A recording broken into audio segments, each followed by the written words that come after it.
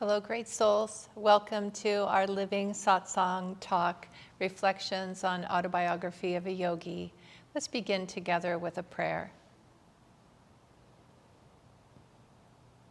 Heavenly Father, Divine Mother, friend, beloved God, great masters of self-realization, Jesus Christ, Babaji Krishna, Lahiri Mahashaya, Swami Sri Yukteswar, and beloved Paramhansa Yogananda ji, saints of all religions, friend and guide Swami Kriyananda, we humbly bow to you all.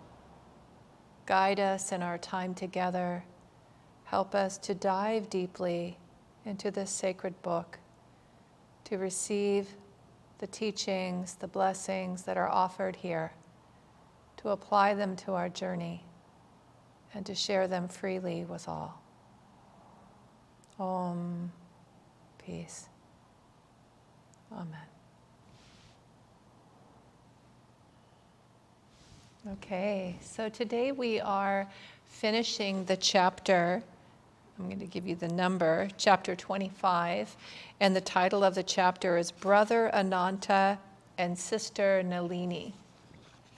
So as I recall where I ended last week, or not last week, but our last class, it's been a few weeks since we've met, I finished with Yogananda's discussion of the passing of his brother Ananta from his body, his transition. And so very powerful story about that and experience about that. And then it's followed, that story, by a miraculous healing of his sister Nalini. So he says here in the chapter, soon after Ananta's passing, my younger sister Nalini was brought back from death's door by a divine healing. And he goes on and talks a little bit about their relationship and the healing that happens. And the first thing that I want to say that stood out to me that's very interesting is the intervention, the divine intervention of Guru's grace, in this case Yogananda, and also actually Sri Yukteswar. So the power of the Guru's grace to intervene with illness, to intervene with death, and why it is that sometimes divine grace will intervene and prevent a death and transform an illness and help the body recover and restore health, and why sometimes the Guru doesn't do that. So with Ananta, you know, as Yogananda was talking about, it broke his heart to lose his brother. So on a personal level, he didn't want his brother to die. It was very hard for him, and he left to allow that to happen. He did not intervene. He didn't do anything to change the course of his brother's incarnation. The incarnation was coming to a close. He was given that divine message in meditation, Yogananda was, and it was heartbreaking news, and he left to be away to allow that to happen. Then shortly after his brother's passing, he says that his sister Nalini was brought to death's door and she recovered. So it's interesting that he puts these two things together, and it shows us, right? It's just highlighting that sometimes someone's incarnation, they come close to death, but divine grace can intervene and change that. And other times it's not the highest and best for that soul. So, you know, understanding that, it's something we can't possibly understand on a conscious level. We can attune ourselves on a soul level, in yoga teaching, our highest self. So part of the practice in yoga is to be always aligning our consciousness with divine consciousness. And sometimes when in our practice, we will intuit a truth. We will perceive it. That's Jnana Yoga, as the perception. Yogananda said that intuition is the voice of God within our own heart, that we are actually able to perceive inner guidance, inner understanding, divine wisdom. And this is part of our practice in yoga.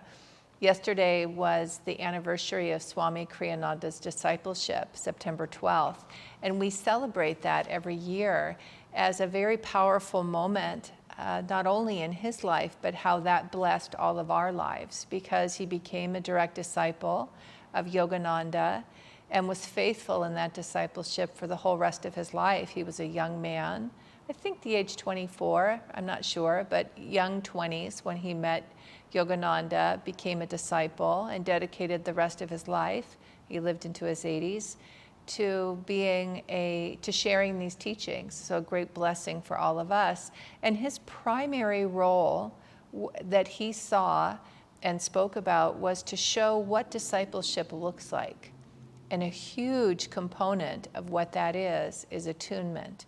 So following the divine law. And this is an example in Yogananda's life where he doesn't say it specifically, so I'm highlighting it because it's what I see as I read this chapter, that he responded, and we do see that, we can all see, he responded differently to two siblings.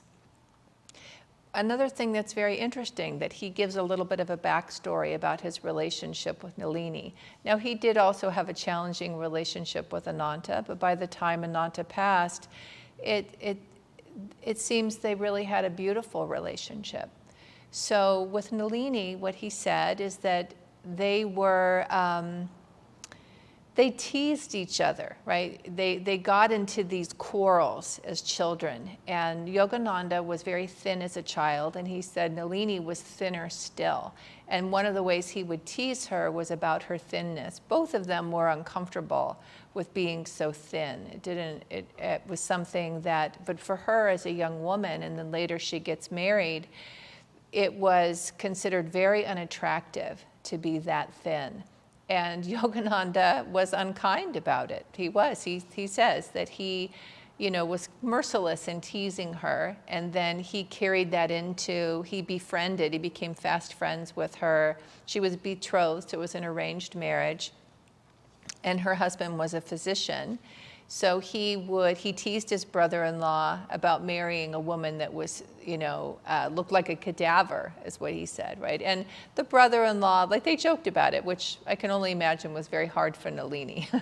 So he says that, and we don't know all the reasons why he shares different aspects of the story, but it is interesting that he had this kind of relationship. He said his mother used to box his ear to tell him not to tease his sister. He was the elder of the two, so it fell to him to be more mature. But it didn't come easily or quickly for him. It wasn't until later in her life. So then he says that, so now she's been married, they're adults, right? So Ananta has passed, and then shortly after that, he's visiting at Nalini's house. And he said, and this is a little bit before that, this is about his relationship with his brother-in-law. As the years went on, Dr. Bose, that's his brother-in-law, endeared himself to our family, who called on him whenever illness arose. He and I became fast friends, often joking together. Usually Nalini was our target.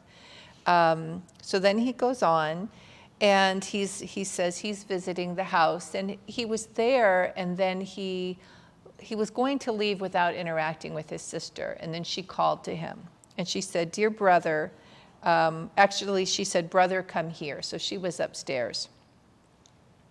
She said, "You're not going to give me the slip this time. I want to talk to you."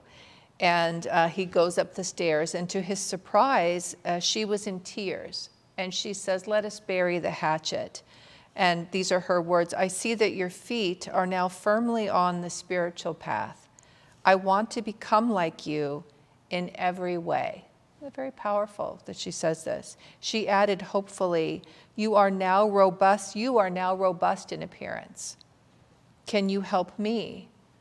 My husband does not come near me, and I love him so dearly, but still more, I want to progress in God realization. even if I must remain thin and unattractive. So there's two things that she's saying. She wants to dedicate her life spiritually, align herself with Yogananda as her teacher. And she is also asking for help with her physical appearance if he can, but she chooses God over her physical appearance. That's the higher choice that she's committing herself to. She would like both, but she's committing herself more to God. So then Yogananda says in response to this, my heart was deeply touched at her plea. Our new friendship steadily progressed. One day she asked to become my disciple. So she goes even a step further and becomes his disciple. Train me in any way you like, she said. I put my trust in God instead of tonics. And then she goes on, or he goes on to say she got rid of all her medicines that she had been taking and asked him to heal her. And Yogananda said, by the grace of God, as I have spoken truth always, I speak truly now. Through the divine blessings, your body shall verily change from today. In 1 month, it shall have the same weight as mine. So at the very bottom of the chapter, there's a footnote, and it says, in Hindu scriptures, it says the Hindu scriptures declare that those who habitually speak truth will develop the power of materializing their words. What commands they utter from the heart will come true in life.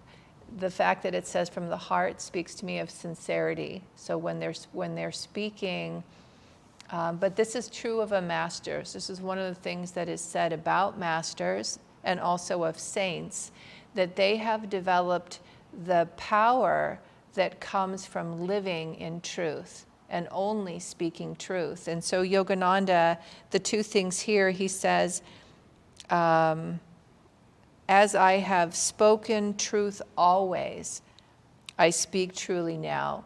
So in our yamas and niyamas, truthfulness or non-lying, so that's the yama, non-lying, it is said that the perfection of that practice is that anything we speak will become true. So masters are very, very careful with what they say. They're very careful about promises. You might remember, if you've been following along or if you've read Autobiography, that when Yogananda met Sri Yukteswar, he asked him to promise him God realization.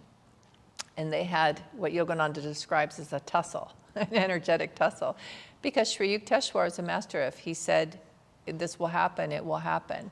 So Yogananda says, this will happen for you. You will become robust in your physical nature. And it happens for her. This does prove to be true. He says that he began to move heaven and earth. Let's see. On my return, so this is bringing us up to his return from Japan.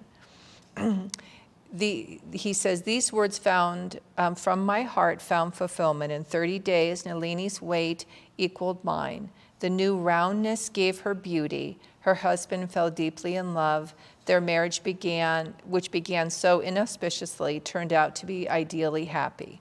So now that brings us up to present time. He says, on my return from Japan, I learned that during my absence, Nalini had been stricken with typhoid fever.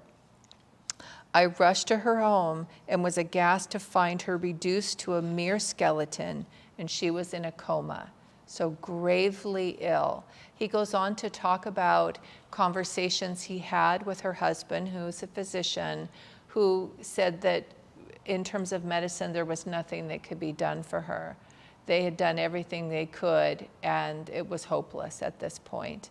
So Yogananda, and he said the husband said before Nalini went into a coma, she said, if brother was here, this wouldn't have happened. He would have intervened. So Yogananda says, I began to move heaven and earth with my prayers, engaging an Anglo-Indian nurse who gave me full cooperation. I applied to my sister various yoga techniques of healing, and the blood dysentery disappeared.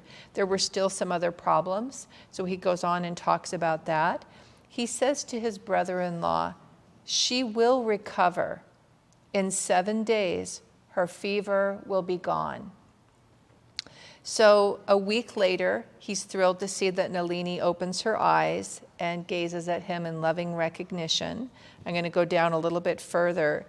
And oh, that's right. So after that, so she recovers, but in her recovery, they discover that her legs are paralyzed. So her body had been so compromised through the illness that her legs became paralyzed. And the doctors felt, this was a condition she'd have to live with now forever. Nothing could be done. Yogananda said, and I found this very interesting, that he had exhausted himself in helping her. So let me see if I can find his words. Yes, the incessant war for her life, which I had waged by prayer, had exhausted me. I went to Serampore to ask Sri Yukteswar's help. His eyes expressed deep sympathy as I told him of Nalini's plight. Then he responded to Yogananda, "Your sister's legs will be normal at the end of 1 month." He added, "Let her wear next to her skin a band with an unperforated 2-carat pearl held by a clasp." Yogananda prostrates at his feet joyfully, and then he comments that it's interesting because Sri Yukteswar is a guru and has the power of the universe. What's also interesting is so does Yogananda. But here we go. I can't explain how all of this unfolds. It's what he shares with us. So he just says it's interesting that you're asking that she have this astrological support. And he said, "Sir, you are a master. Your word of her recovery is enough. But if you insist, I shall immediately get her a pearl." My guru nodded. "Yes, do that." He went on to correctly describe her. He'd never met her, right? So he describes her physical and mental characteristics. And then Yogananda's asking him about astrology. And Sri Yukteswar is saying, there's a deeper reality here that he's tuning into. And again, woven throughout Autobiography, Yogananda talks about the different tools that can help us in healing and help us in our journey. And astrological gems, or I've spoken before of the bangle because that comes up, and I'm showing you that I'm wearing a bangle. Many of us at Ananda purchased the astrological bangle because Yogananda recommended it as a way of helping to shield us from negative energy coming from the planets, and also, so it's a protective, it's a protective shield, and also it's strengthening. It's considered strengthening. So as well as particular gems, you can have an astrological reading, and there are certain gems that will strengthen you and strengthen your health. In this case, for Nalini, a pearl. When I had an astrological reading, a ruby was recommended for my chart. And there's another, I can't remember the name of it, but there's another stone that's very similar to ruby that was what the astrologer and the gem, the man that I worked with who does astrological gems told me that there was, between these two gems, there wasn't a distinction in terms of ancient times. So I can't remember the name of this, but this is akin to a ruby. And oftentimes it's large, right? So it's not a small purchase when you purchase a astrological stone, but it can be very helpful and meaningful for you. So you have to tune in, back to attunement, to see if that's the right choice for you. The interesting thing, the first reading I had, and I've only had a few, but each one was quite helpful, and I had them years apart. Some people do it more frequently. For me, it just, each time felt like the right time. So the first time that I had a reading and was told about the stone, the ruby that would help me, this is what I wanted to say, is that he did a muscle test for me to see how important was it for me to have that stone. If you've ever had a muscle test, one of the ways they do that is they'll bring your arm to the side and then they ask you questions. So as he was giving me a muscle test, he asked me different things about the stone, and it was surprising. It was indicating that the stone would be helpful. And then he asked the question, something akin to, in terms of the masters, I forget how he phrased it, but in essence, what's more important for me, right? Attunement with the masters or the stone?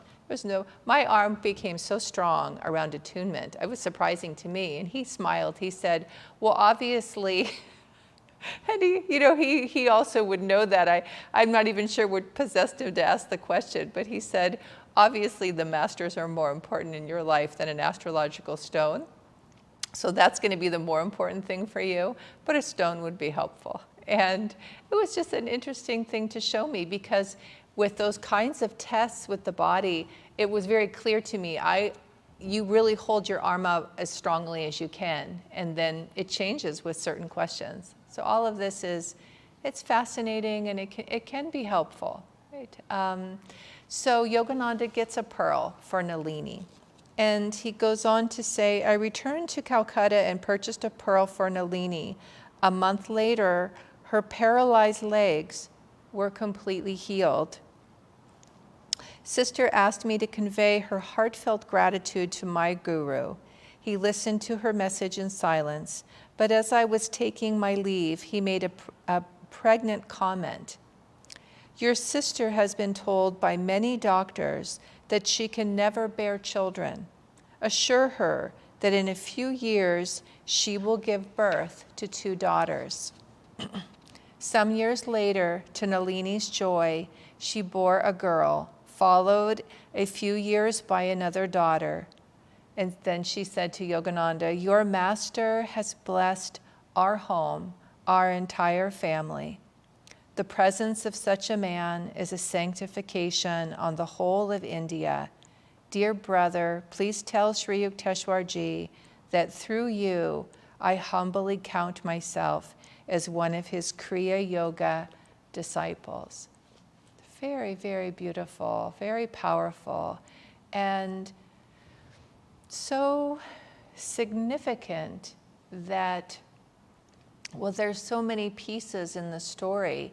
The 2 siblings, one that the right thing for that sibling is to transition for their body. The other is that Yogananda's intervention with divine grace, and then his own guru's intervention with divine grace, astrological support for intervention and divine grace. These are all things that each thing Yogananda shares with us, it's, there's, as I said, there's an intention behind it. In my experience, it's so much greater than anything I can even imagine. Back to intuition, I feel there are moments where I get a glimpse. There was I was talking to a student recently, and she was commenting on how interesting it is with presentations or teachings that you can feel that someone is speaking directly to you, that what they're saying is exactly what you need to hear. And we were talking about this with Sunday service, that the minister's giving Sunday service, and you feel like the whole service was designed for you. And then, you hear 5 other people say the same thing, but it's not, and for them it did feel like it was designed just for them. It's amazing how that can happen. And I feel like in Autobiography, there are moments where it absolutely feels, oh, that was written for me, so that when I encountered that, I would be comforted by it. Oh, that was for me, he said that. He wanted to make sure that in my journey, that would be captured, that would be written down and shared, so I could relate to it when I needed it. There's a beautiful story of Sister Gyanamata saying to Yogananda, she was considered one of his foremost female disciples, a very advanced soul. And interestingly, I was also reminded of her reflecting on this chapter, because he said that he intervened for her life as well and kept her in her body for 20 years longer, then she would have transitioned. She had a very difficult physical life. She lived in an incredibly elevated state and attunement with Yogananda. It said that wherever he was traveling in the country, and I believe also, I'm sure it would be true in the world, she always knew where he was. She felt the sense of where he was. She wrote him many sweet, loving notes of gratitude and appreciation. She also wrote many letters to other young disciples who were seeking guidance. So Jnana Mata Jnana, wisdom, she was full of divine wisdom. Her book is called God Alone. So if you ever have an opportunity, I highly recommend the letters of Sister Jnana Mata. One of the stories about her is that she said to Yogananda, I know that you came for the world, but I like to believe that you came just for me. And it's very touching. It's also true. So the autobiography, this great scripture that's written for the world, and the world has responded. It's amazing that to this day, it is known and read many, I mean, I know there's a number, I can't remember the statistics of it. There's a beautiful story, a movie, a documentary about Yogananda called Awake. And it's very well done. And in that, it's naturally talking about Autobiography of a Yogi. It talks about Yogananda and his journey and who he was. Part of what's meaningful, interesting about that film is the many lives that he touched. And current, again, popular culture to the most remote. Right? So you just, it spans really all levels of consciousness and interest. So some of the very well-known people, George Harrison for one, the other is Steve Jobs, so in Silicon Valley naturally, but of course he's known the world over. The Autobiography of a Yogi is the book he read every year. It's fascinating, and on his, what he planned for his memorial was that every person who attended received a copy of Autobiography of a Yogi because it was the most influential book of his life. That's extraordinary in and of itself.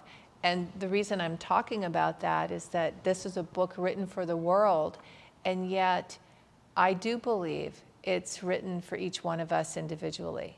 So these stories, and each story that we study and look at and reflect upon, my invitation to you is and it may be obvious, so you may not even need the invitation. I'll offer it anyway, in case it's helpful, which is, how is this story written for you? How is it meaningful to you? How is the Master speaking to you? What is it about it that helps you in your life, in your journey, in relationships, in acceptance of the karma of an incarnation, the support of divine grace, when intervention is appropriate, when it isn't, because there's so much mystery around that. And it requires a profound level of trust. In the talk yesterday, which you can find online, so for Sunday service, the Sunday service was dedicated to Swami Kriyananda, celebrating the anniversary of his discipleship. And again, the essence of that being attunement. The heart of his relationship with Yogananda, as Yogananda demonstrates in his relationship with Sri Yukteswar, was to give his heart and his life completely and to say, I trust you. I trust your connection with God, your understanding of my life and my karma and what's best for me. So whatever you say, however you guide me, I will say yes to that guidance and trust it. And it's a journey, right? So earlier chapters, we see Yogananda not trusting, even though he dedicated himself. So it's not that we have to expect ourselves to be perfect. It's a practice. It's a spiritual practice, attunement. We do it every day, right? That's my experience. It's an everyday practice to say, There's so much mystery to this journey, so much I can't understand on a conscious level. Help me to feel your divine presence in everything that I do. Help me to feel guided in that presence, protected in that presence. And with that, help me to say yes, to welcome your grace into my heart, into my mind, into my life, and to feel carried by that, supported by that, comforted by that, and strengthened by that. So that's what I have to offer for you today in our reflections on autobiography. Wishing you a beautiful day. Thanks for joining me. Beautiful week, and hope to see you next time. Many, many blessings to you.